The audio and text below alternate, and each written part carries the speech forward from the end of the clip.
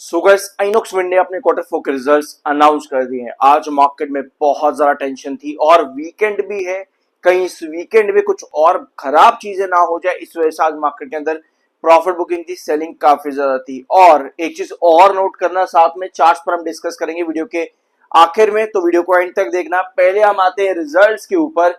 सो ये है कंपनी का मार्च 26 का कॉलम, दिसंबर 25 एंड मार्च 25 का कॉलम।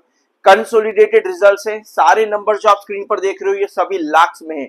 इनको पहले हाथों हाथ करोड़ में कन्वर्ट करते हैं। रेवेन्यू फ्रॉम ऑपरेशन कंपनी ने दिया है 1244 करोड़, 1244 करोड़ का रेवेन्यू फ्रॉम ऑपरेशन है मार्च में, जो कि पिछले साल मार्च में था 1274 करोड़ का।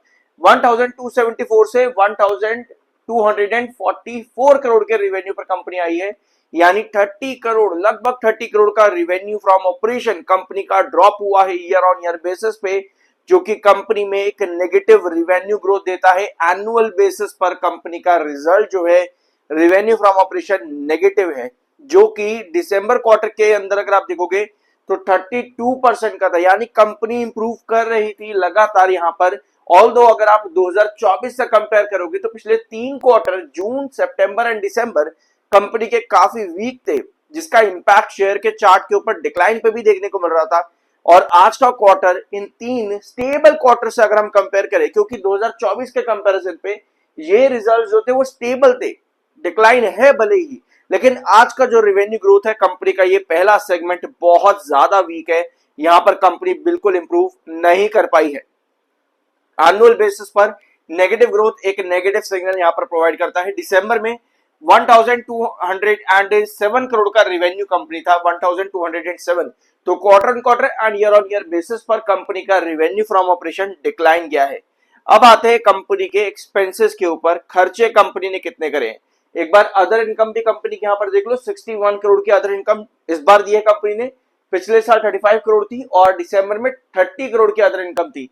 तो टोटल इनकम कंपनी की हो जाएगी 1305 करोड़ की। दिसंबर में कंपनी की टोटल इनकम थी 1238 करोड़ की, पिछले साल मार्च में 1310 करोड़।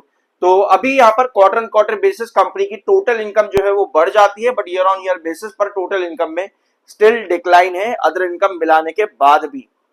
सो टोटल एक्सपेंसेस यानी कि खर्चे कंपनी ने कितने करे हैं, 1161 करोड़ के इस बार खर्चे हैं, जो कि पिछले साल 1103 करोड़ के थे। यानी कि आपका year on year basis company के खर्चे बढ़े हैं, डिस्पाइट इसके कि रेवेन्यू ऑलरेडी डाउन है।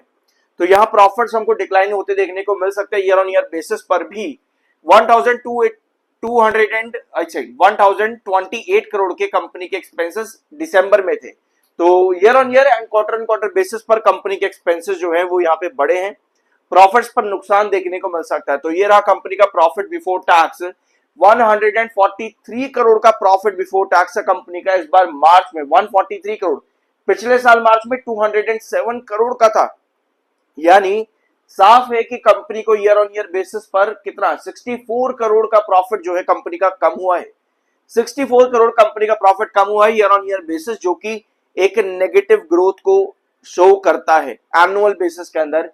दिसंबर में कंपनी की प्रॉफिट बिफोर टैक्सेस जो थे 209 करोड़ के थे। तो year on year basis and quarter on quarter basis पर भी कंपनी के प्रॉफिट्स जो है वो डिक्लाइन हुए हैं, जो कि बिल्कुल खराब रिजल्ट कंपनी का आज के दिन इंडिकेट करता है। So profit for the period यानी कि नेट प्रॉफिट कंपनी का कितना बनता है टैक्सेस काटने के बाद में, 105 करोड़। ये है कंपनी का ओवरऑल प्रॉफिट इस बार मार्च में, पिछले साल था 190, यानी 85 करोड़ का प्रॉफिट कंपनी का ईयर ऑन ईयर बेसिस पर जो है वो कम आया है।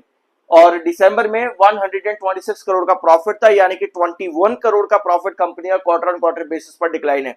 तो यहां पर भी प्रॉफिट आफ्टर टैक्स यानी कि नेट प्रॉफिट्स पर भी कंपनी को भारी नुकसान हुआ है। दिसंबर में -6% था, यानी एनुअल बेसिस पर -6 था, और इस बार -6 से भी ज्यादा कंपनी का ऑलमोस्ट 35-40% के आसपास एनुअल बेसिस पर कंपनी के प्रॉफिट गिरे हैं।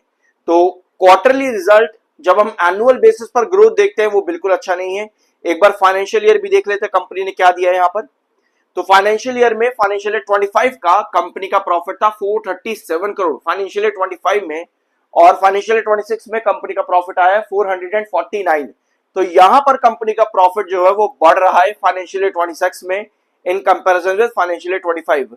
और यहां पर भी कंपनी लेकिन इतना बड़ा ग्रोथ नहीं दे पा रही है, क्योंकि फाइनेंशियल ईयर 25 में कंपनी का एनुअल ग्रोथ यानी 24 के कंपैरिजन में 1848 करोड़ का था। तो इस बार डेफिनेटली इतना बड़ा ग्रोथ तो नहीं दे पाएगी कंपनी, जो कि नहीं दिया है एक्चुअली, बट पॉजिटिव ग्रोथ के अंदर है। ये एक अच्छी बात है कि कंपनी एटलीस्ट पिछले 3 फाइनेंशियल ईयर में प्रॉफिट ग्रोथ जो है कंपनी का पॉजिटिव में आ रहा है। उसके पहले कंपनी नेगेटिव प्रॉफिट ग्रोथ देती थी। ये एक अच्छी चीज है कि फाइनेंशियली कंपनी का जो प्रॉफिट ग्रोथ है वो पॉजिटिव है, लेकिन एक बड़ा डिक्लाइन पॉजिटिव में कंपनी का देखने को मिला ग्रोथ परसेंटेज के अंदर। तो ये वाला सेगमेंट भी मुझे बिल्कुल अच्छा यहां पर नहीं दिख रहा है। मार्च 26 में कंपनी का प्रॉफिट ग्रोथ काफी नीचे आया है। और एक बार रिवेन्यू ग्रोथ भी देख लेते हैं। सो रिवेन्यू फ्रॉम ऑपरेशंस के अंदर कंपनी का ग्रोथ कितना है, एक बार यहां पर देखें। रिवेन्यू फ्रॉम ऑपरेशन, ये रहा कंपनी का मार्च 25 का नंबर। रिवेन्यू फ्रॉम ऑपरेशन ये था 3557 करोड़ मार्च 25 में, और इस बार मार्च 26 में आया है 4397 करोड़ का। तो यस, फाइनेंशियल ईयर 26 में कंपनी का रिवेन्यू जो है वो अच्छा खासा यहां पर नजर आ रहा है, बढ़ता हुआ लगभग 800 करोड़ के आसपास का इंक्लाइन है। 800 करोड़ बड़ा है यहां पर, बट स्टिल 100% का ग्रोथ नहीं है। ग्रोथ कंपनी ने दिया है फाइनेंशियल ईयर बेसिस पर, दोनों प्रॉफिट में भी और रिवेन्यू के अंदर भी, लेकिन 25 के कंपैरिजन में जो ग्रोथ आया है 26 के अंदर वो काफी कम है। तो ओवरऑल ये रिजल्ट बिल्कुल भी अच्छा नहीं है। और MFI 28.8 पर क्लोज हुआ है, जो कि बुलिश है। 48.1 पर आपका RSI है। अब यहां पर एक्सपेक्ट करें तो भाई करें क्या, रिजल्ट तो कंपनी ने बहुत ही बुरा यहां पर दिया है। ठीक है, आपका क्या ओपिनियन है, चाहो तो कमेंट बॉक्स में अपना ओपिनियन आप शेयर कर सकते हो। एस्टिमेशंस क्या है मार्केट एक्सपर्ट्स के, वो मैं अगली वीडियोस में आप लोगों के साथ डिस्कस करूंगा। एस्टिमेशंस के अकॉर्डिंग कंपनी ने क्या ग्रोथ दिया है, क्या देना चाहिए था, उसको हम अलग वीडियो के अंदर कंपैरिजन करेंगे। बट ये रिजल्ट अच्छा नहीं है। लेकिन अब इस खराब रिजल्ट्स के बाद में हम क्या कंपनी से एक्सपेक्ट कर सकते हैं, ये चीज जरूरी है। सबसे इंपॉर्टेंट ये है कि सेक्टर का रोटेशन किस तरीके से काम करेगा। मई का महीना आप लोगों ने डिस्कस करा था कि रिन्यूएबल एनर्जी सेक्टर आपको फ्लैट देखने को मिले। ऑल्दो पूरा का पूरा मई का महीना रिन्यूएबल एनर्जी ऑलमोस्ट फ्लैट देखने को मिला। मई का लास्ट वीक जो अभी चल रहा है, ये वाला जो आज खत्म हुआ है, जाकर के थोड़ी बहुत मोमेंटम देखने को मिली इस हफ्ते के अंदर। बट आज के सेशन में वो सारा मोमेंटम मार्केट ने धुआं उड़ा दिया। रीजन यूएस ईरान टेंशन, जो कि और ज्यादा एस्केलेट हो सकती है। इस रीजन की वजह से वीकेंड आ रहा है, तो मार्केट में आपको प्रॉफिट बुकिंग बहुत ज्यादा देखने को मिली है, सेलिंग काफी देखने को मिली है। अब 94 से लेकर के 104 ये हमारा कंसोलिडेशन जोन था प्रॉपर, जो हम पिछले कई वीडियो से डिस्कस कर रहे थे।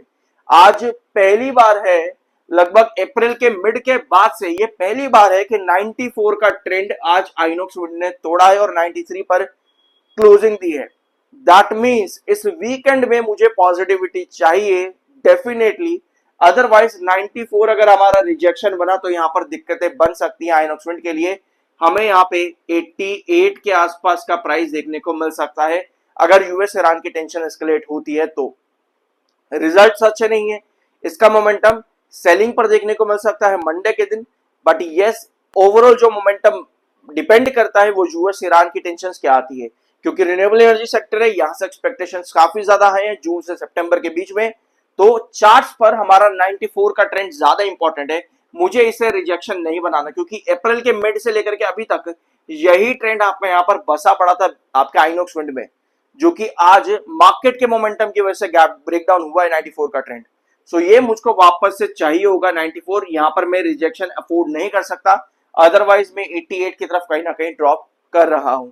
ओवरऑल चार्ट अभी भी बियरिश है लॉन्ग टर्म पर्सपेक्टिव से, क्योंकि 200 EMA के नीचे स्टॉक काफी ज्यादा ट्रेड कर रहा है, जो अच्छा साइन नहीं होता।